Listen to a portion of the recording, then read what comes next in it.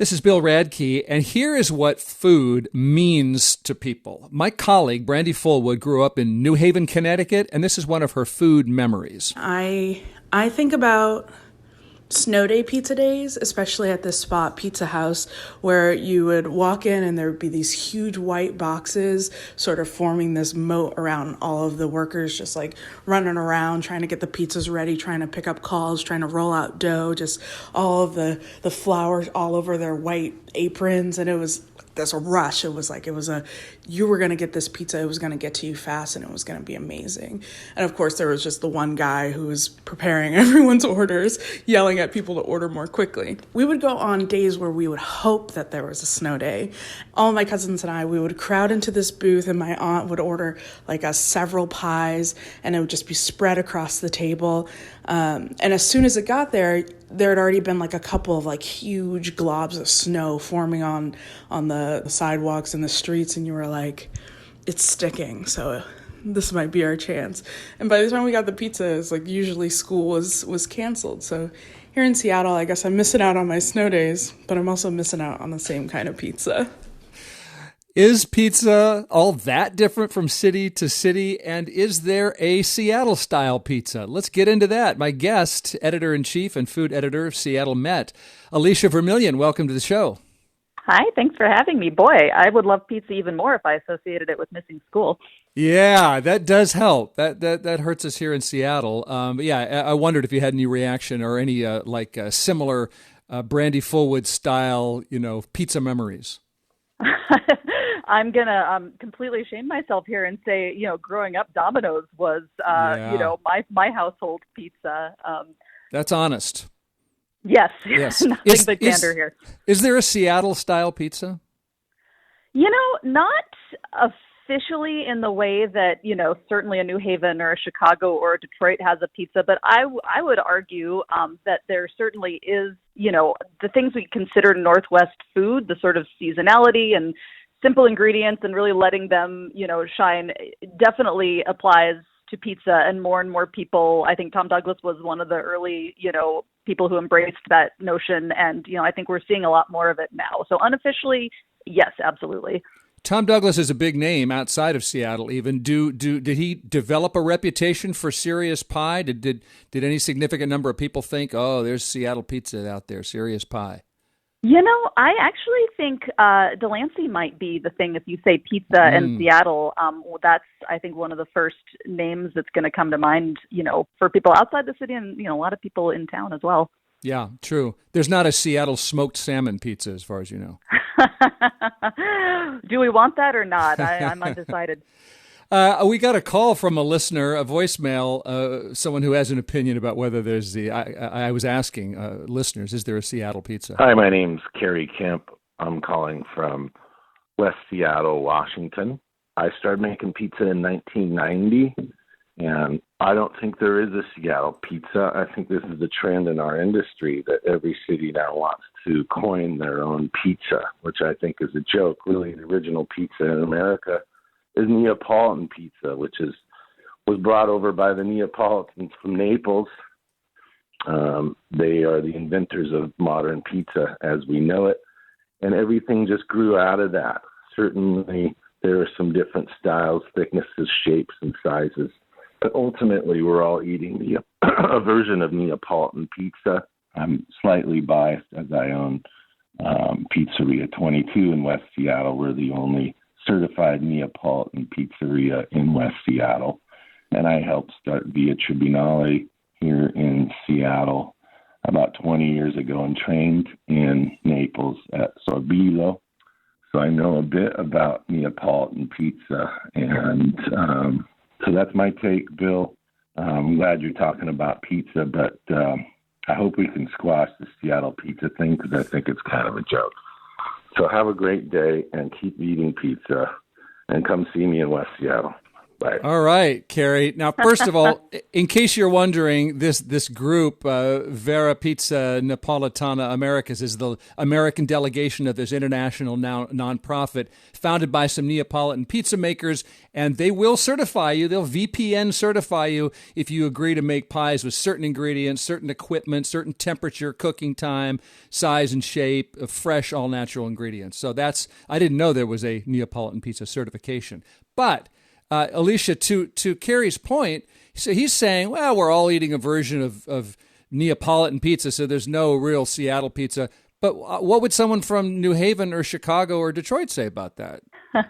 First of all, I will say that Carrie Kemp's pizza is fantastic. And I do take his point absolutely that people are it's fun to put regional names on, different variations of pizza, whether it kind of stems from an authentic cultural progression or not. I would say, I think he's, also right that is kind of, Neapolitan pizza is the backbone of pizza as we know it. But, I think especially with a lot of Italian immigrants coming to America, and I think, in the East Coast style pizza being very much an example of that, sort of evolving and adapting that tradition to suit sort of new surroundings or new, cooking technology. I would argue that, there definitely are some, regional styles that are really rooted in kind of history and tradition. And I would say East Coast, very much that. I'm married to a native Chicagoan. He has very strong feelings about deep dish.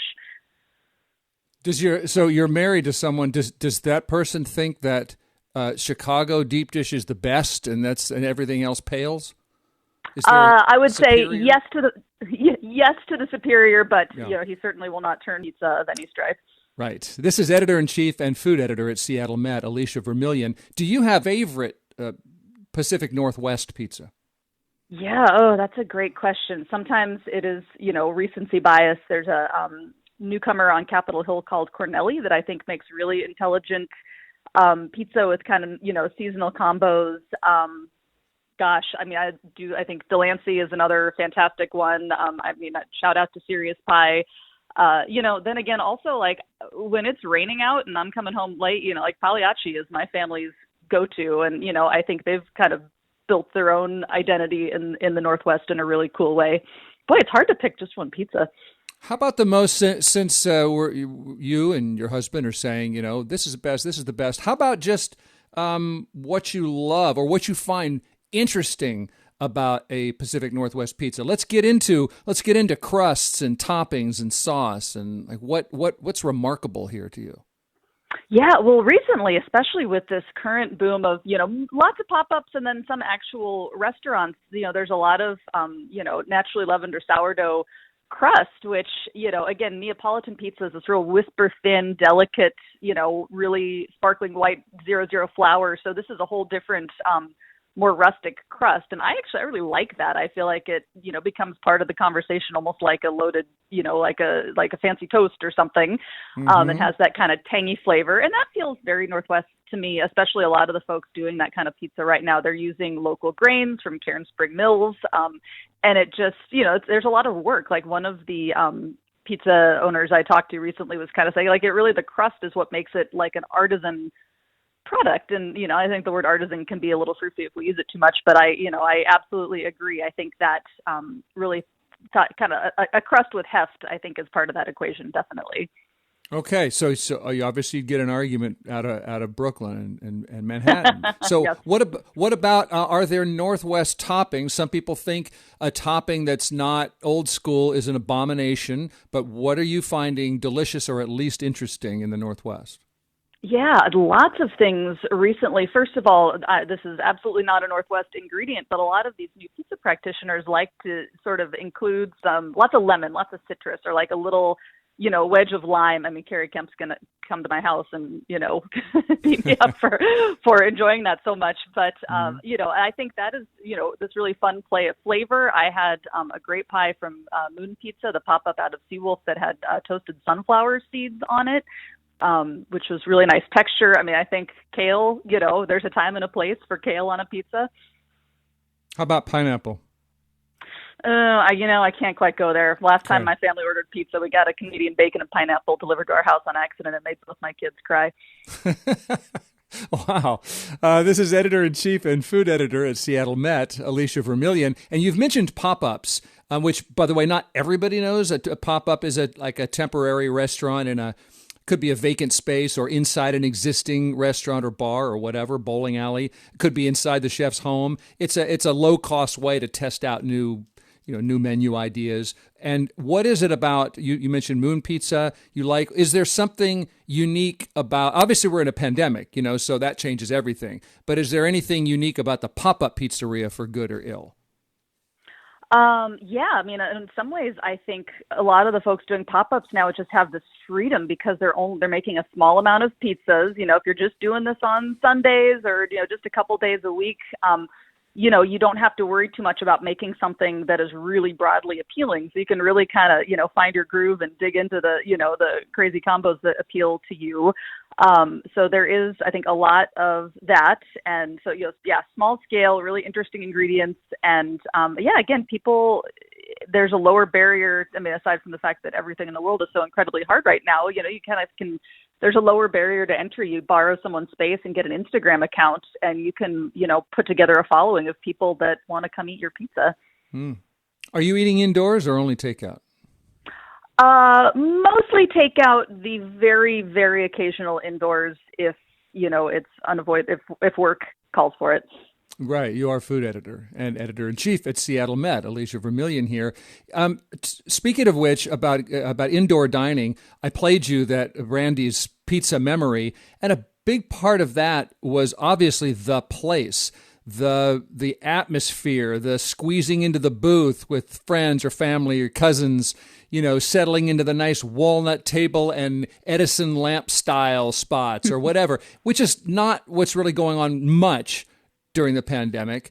Does our clinging to a sense of place and a sense of nostalgia, does that change? Does that affect pizza business these days? Yeah. Oh, that's a great question. I think it depends on the pizza business. It is a little strange to suddenly form these connections to pop-ups or places that don't have a place, if you will, because I do think about the booths at Dino's or just sort of the atmosphere around that stuff. I mean, also, pizza travels better than some food, but I've had some really wonderful pizza that is way less wonderful by the time I towed it across town, to my house. Mm-hmm. Yeah. Don't if you get deep dish, I recommend not slicing up the pie early because it's kind of watery and then it just leaks out and it makes the crust all soggy. But that's a personal preference. Pro tip. Hey, we haven't talked about this Detroit-style pizzeria that's about to open in West Seattle. First of all, what is Detroit-style, for those who don't know, and why so much hype about Moto? Yes. Okay. So Detroit-style is, it kind of connects, it has roots in Sicilian-style pie, so thick crust.